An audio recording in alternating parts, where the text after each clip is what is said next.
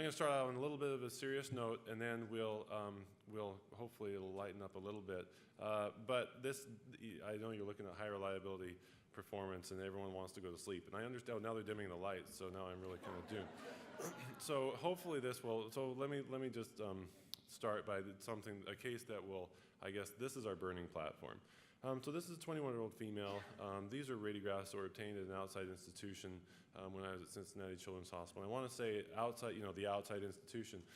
I've worked at the outside institution. I guess we all, in a sense, are at an outside institution. And I'm not saying that this couldn't ever happen at our own institution. Quite the contrary. In fact, we use this as a learning opportunity. So this is a 21-year-old female. These are the initial radiographs. There is an aggressive sclerotic lesion in the distal left femur in the metaphysis. It is endosteal, has not broken through the cortex at this point. We don't see any soft tissue lesion. There's no periosteal reaction. So this then was referred for an MRI. And here's the MRI that was obtained 2 weeks later. So what do we think about the MR? Yeah, so it was interpreted as normal, and it is normal. So I heard wrong patient, I heard wrong side. It was the wrong side. It was the right patient, it was the wrong side. So this is the right knee. This is 9 months later, and now we can see that this lesion was not treated because it had a normal MR. And now the lesion is extended into the soft tissues, become much more aggressive, also expanded within the bone. This is the MR that was performed. It can show the aggressive nature, size of the lesion, and then this is the metastatic osteosarcoma at the right lung base. So we see things like this happen, and they do happen, and we think, how could this happen? It's disbelief, it's shock. We think, how could this possibly happen? So I want to talk about how it can happen, and hopefully how we can start to make it so these things happen at least less frequently, hopefully at some point never, if we can ever get there. But to do that, I want to back way up and say, what is the purpose? What are we here for? What is the purpose of a radiology practice? And I'm going to say, actually, even bigger, what's the purpose of any business, of any enterprise? And I would say the purpose of any business, be that in nuclear power or in agriculture or manufacturing or hospitality or electronics or grocery or construction or military, the purpose of any enterprise is to do something. Oh, dang. It's to do something, right? I mean, that's why we're here, to do something. And I was like, wow, okay, now you're really gonna go to sleep. Okay, so, but if you want to like actually have a customer, you have to be able to do something well. And if you want them to come back and continue to be your customer, then you have to consistently do something well. So this is my definition of quality. This is consistently doing something well. That's what we're here for. And so Joseph Juran, who is one of the thought leaders in quality improvement from the 1900s, along with Deming, he talked about basically two elements of quality, two definitions. One of them is providing features that customers want, like the cool stuff. So in that sense, then a Jaguar has much higher quality than a Camry. And so that is the well part of consistently doing something well, like make it really good, a great product. But the other side of quality is free from defects. So from this standpoint, then, the Jaguar XF, which was among the 10 least reliable cars and trucks of, I believe this is 2012, has lower quality than the Toyota Camry. And so this gets to the consistency part of it, the consistently doing something well. So two aspects of quality. So again, here the purpose then of whatever we're doing is to consistently do something well. How do we do that? And the way that we do it, quite simply, is through processes. And a process is just where you have an input, and you have people working in facilities using tools and whatever methods they use. They subject that to the input, and they come up with an output. I mean, it's just the very basic definition of a process. And most enterprises will have thousands, millions, sometimes more than that, embedded within an organization. So that's just how we get work done. And so to do that, then you have defined objectives. You have to know, like, what is this output supposed to look like? And then you have a standardized approach so that everyone in the organization is doing things in the same way to be able to get to the output that you want. So I mean, this is it. This is how we produce whatever results that we produce. To put this into context then, so this is a very simple radiology process. This is a technologist acquires an image, a radiologist interprets an image, and then the referring clinician views the image. And if the color of the arrow represents the way, the method that is unique to them, that they do whatever they do, when you have a small system like this, where you have one tech, one radiologist, one referring clinician, they get used to each other. They know how each other works. And if they want to provide feedback, then they just go talk to that person and say, well, can you please do it this way? And they have a negotiation. They come to a way of doing things. And the process works pretty well when everybody is close to each other and it's a small, contained group. When you start to grow, and this is what has happened over the history of medicine in general, but certainly in radiology, we've started to grow slowly. So now you have 3 techs and 3 radiologists and 3 ordering or referring clinicians. And they all have, and so from this tech standpoint, they're consistent, right? They're still doing things the same way they've always been doing things. And this radiologist is still doing things the same way he's always been doing things. But the problem is, now there are 2 other people who are doing things their own way. And so you have differences in the way things are done. And so the recipient of the work, the customer, if you might say, the person downstream ends up seeing differences. And so then if you're in the fortunate position of a radiologist, then you go and give feedback. And the nice thing about a radiologist is you can go and give every tech, or perhaps it might be a resident that you're working with, and say, this is how I want it done. And so you go tell them, and so you then say, this is how I want it to be done for me. And so now, from your standpoint, it seems like there's consistency. You've now reached consistency because everybody is doing it exactly how you want it to be done, both on the receiving end and on the giving end. You're just going to give it how you want to give it because you're the professional and that's how you're going to do it. It's a really nice place to be, except the problem is that didn't fix anything. It just pushed it, it changed it. Now we have the person who's doing it now has to do it 3 different ways. Now, in a small environment, you can accommodate for this, and you can kind of learn and get a feel for how people want things, and it can kind of work, but it starts to break down.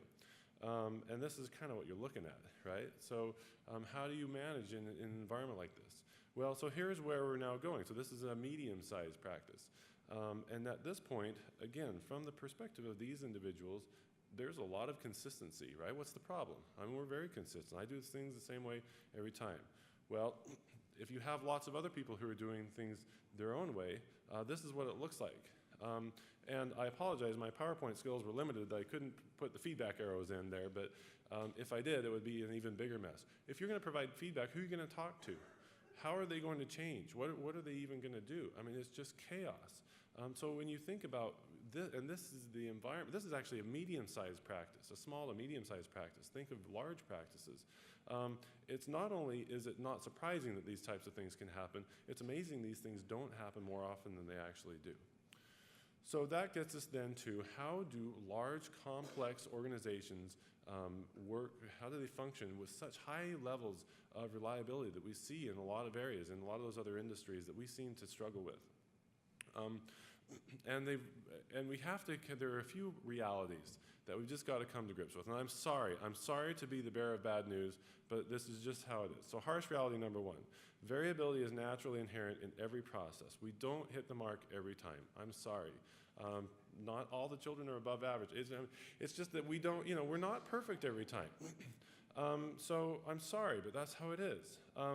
Harsh reality number 2, unless you've made a sustained, deliberate attempt to measure and decrease variation, the variation is almost certainly higher than you think.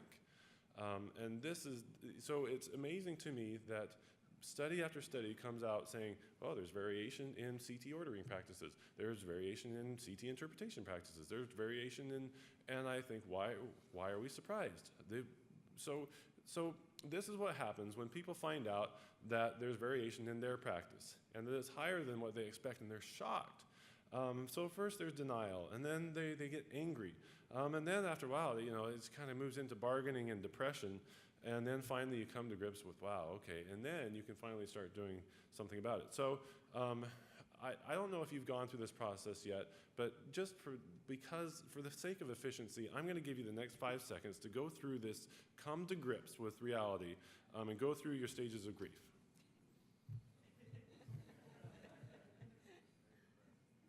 Okay, are we there yet? Good, good.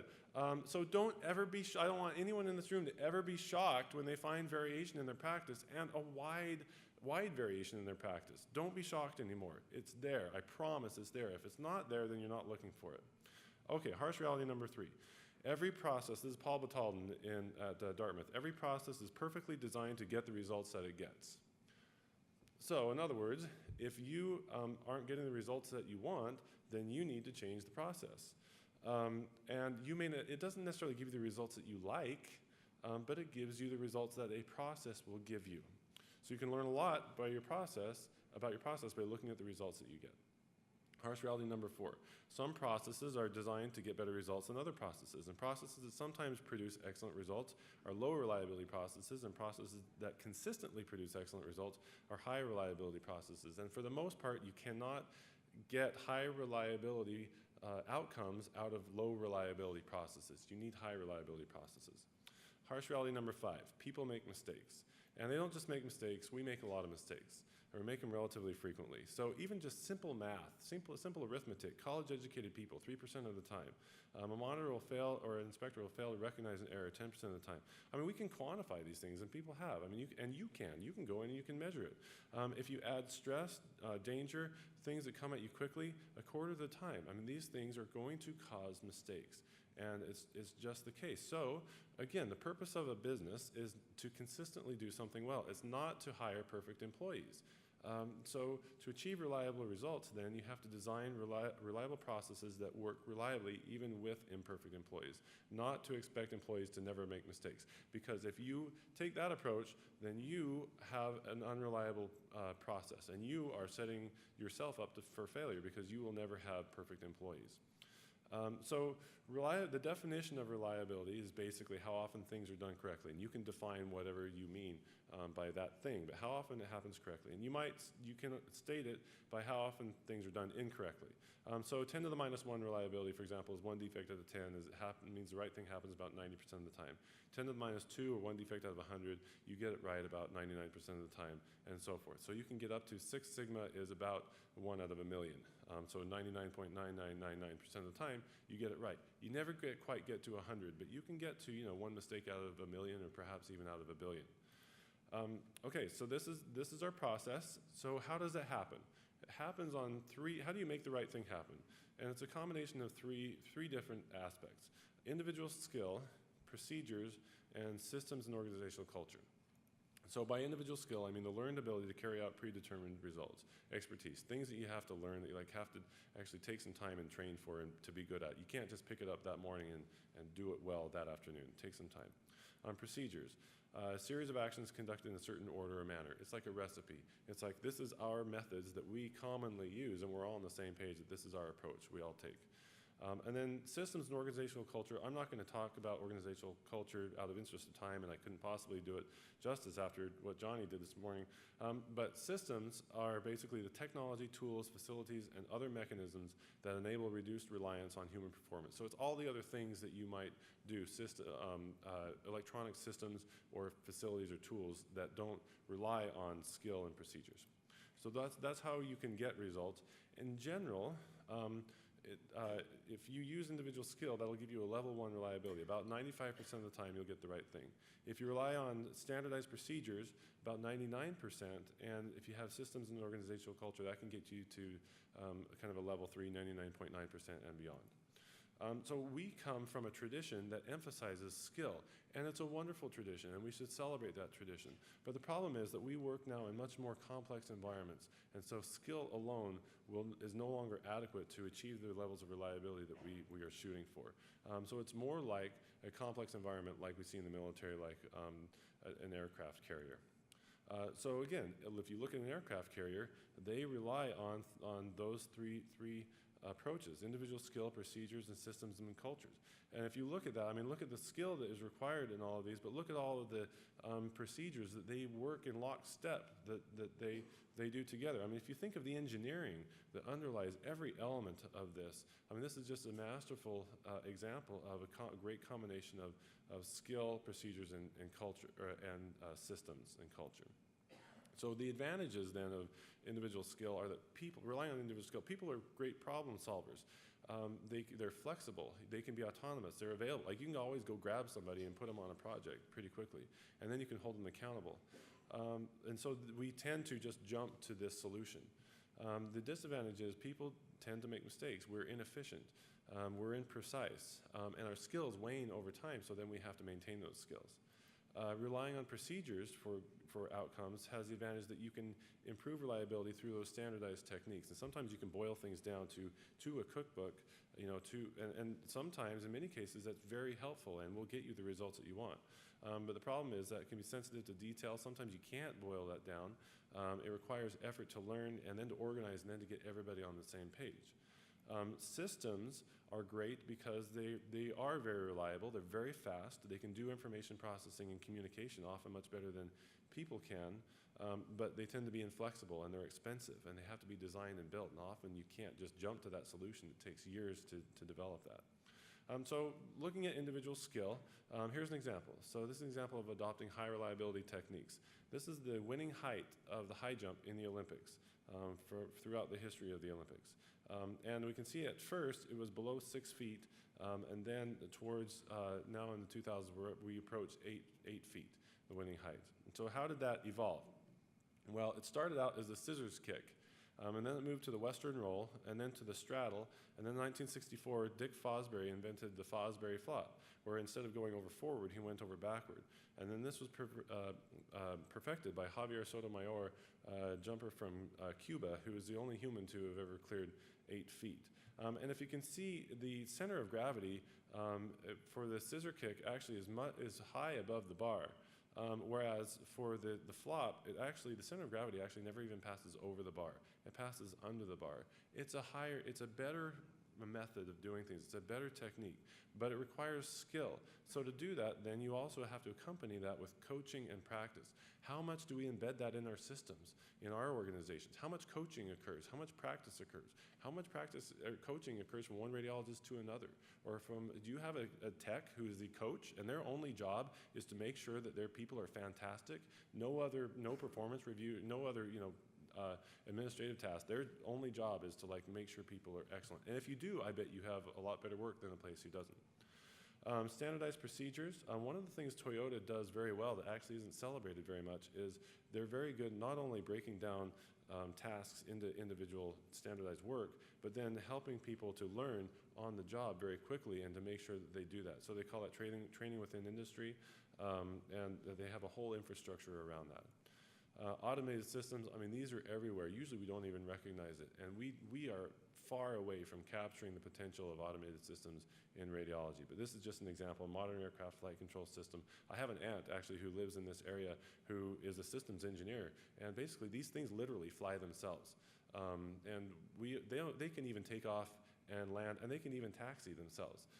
But we put a pilot for lots of other reasons, but they've developed systems that are so good that they can do that. Think of how far, I can't even, on my PAC system, if I put a dash instead of a number, it yells at me, it's just, we have a long way to go. Okay, so let's think about how do we decide which strategy to use.